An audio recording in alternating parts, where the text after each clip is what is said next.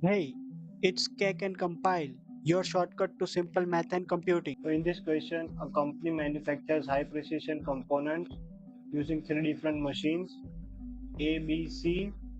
The machine A produces 50% of the total output and has a defect rate of 4%.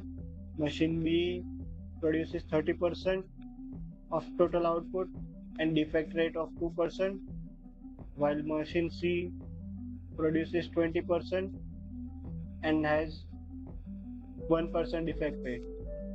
Now we select a component randomly from the final inventory and it is found to be defective. So now we have to find the probability that this defective component was produced by machine A.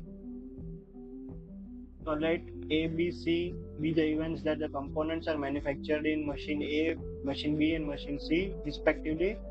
Let E be the event that the component selected is found to be defective. So P of A is 50 by 100.5, P of B is 30 by 100.3, P of C is 20 by 100.2. So P of A plus P of B plus P of C equal to 1. Now the probability that the component is defective given that it is manufactured in machine A is P of E A 0.004, which is the defect rate.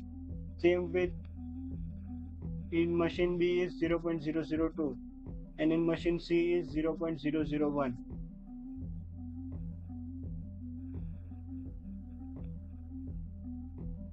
So now the probability that the component is manufactured in machine A given that it is defective, we use Bayes theorem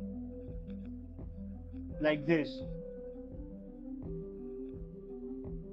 So we get the probability as 0.7143.